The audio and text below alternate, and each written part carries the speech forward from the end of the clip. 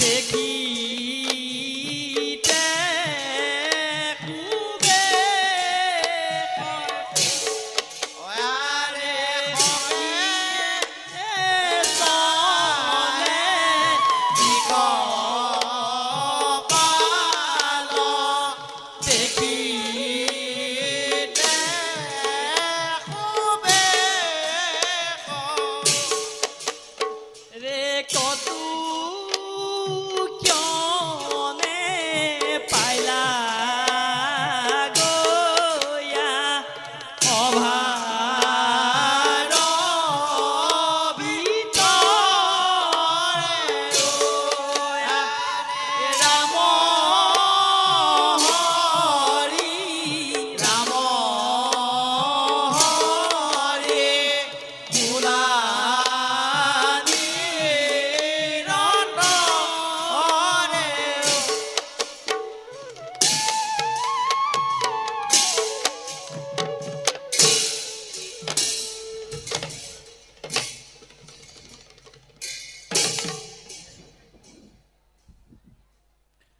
অমৰাবতীৰ অধীশ্বৰ মই ইন্দ্ৰ দেবৰাজ ৩৩ কোটি দেবতাৰ গৰাকী মই ইন্দ্ৰ অমৃত পান কৰি হলো আমাৰ নাই আৰু কোনো ভয়ৰ কাৰণ পিছে হোৱাচোন দিকপাল অমৰাৱতীৰ গুপ্তচৰৰ পৰা পাইছা নেকি কিবা সংবাদ?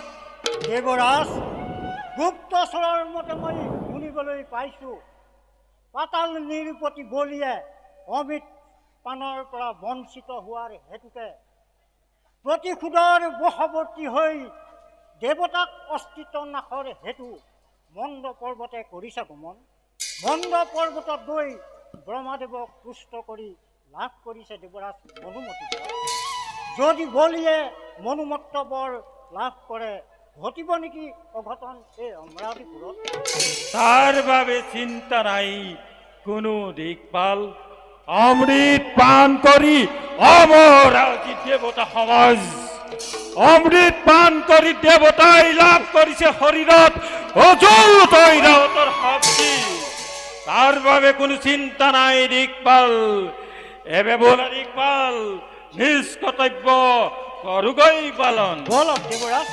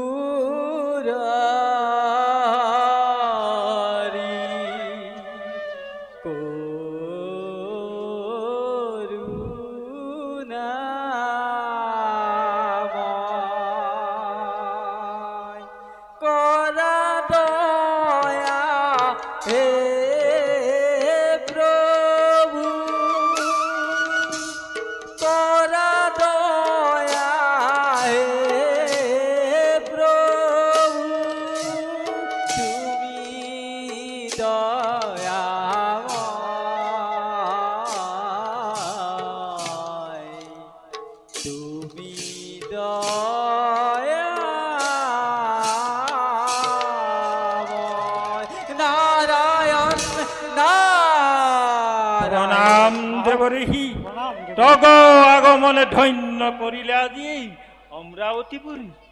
পিছে কওকচোন দেৱঋষি মৰ্ত্যৰ পৰা বুটলি আনিছে নেকি কিবা নতুন সংবাদ?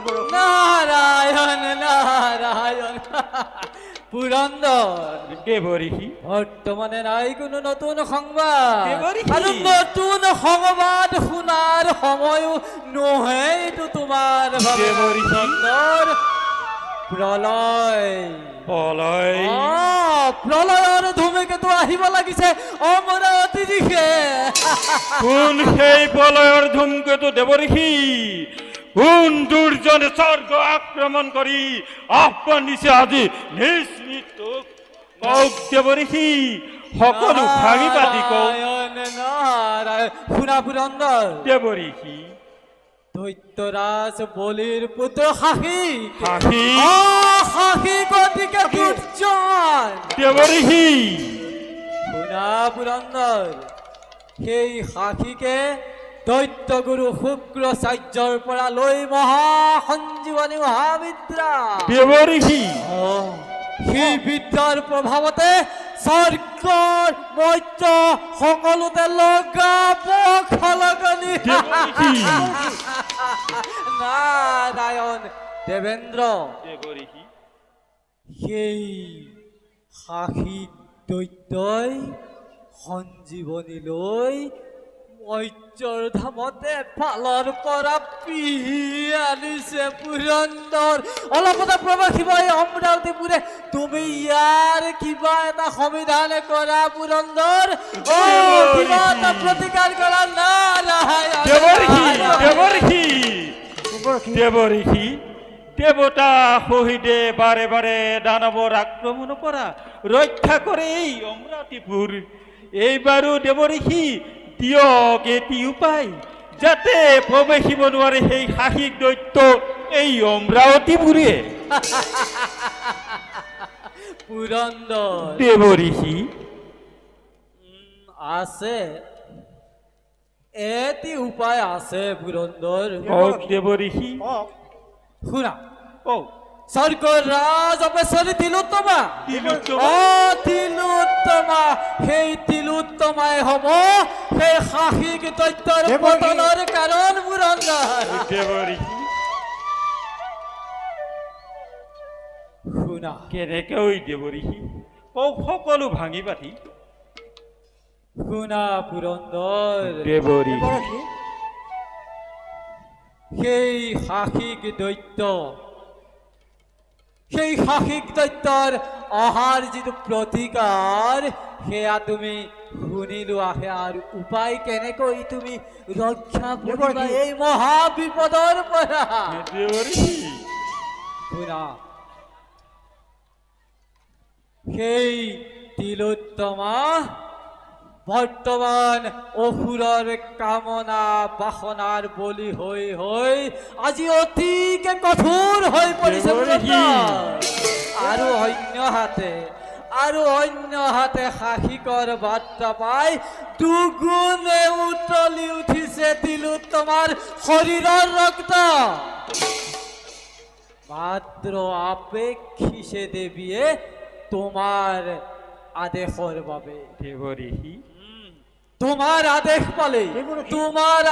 পালে তিলোত্তমাই নিজ প্ৰাণৰ মমতাক দি বিসৰ্জন দুবাহুৰ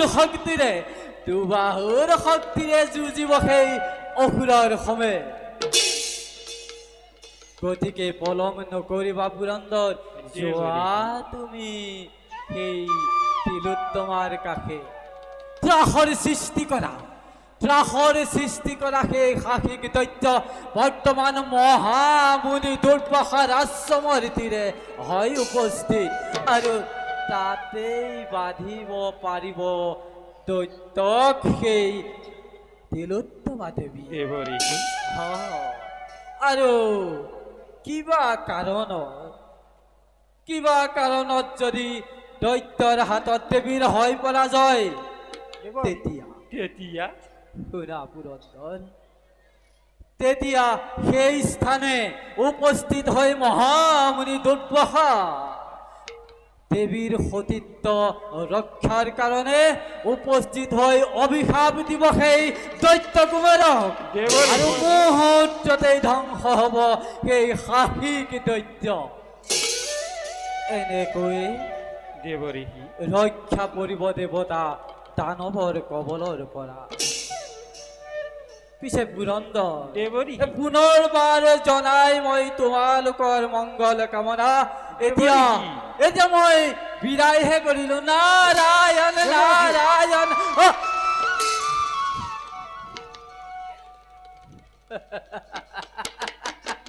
নাৰায়ণ ঠিক নাৰায়ণ। কাল দেৱৰাজ বিলম্বৰ নোহে প্ৰয়োজন, বলা যাওঁ তিলোত্তমাৰ কাষে। বলক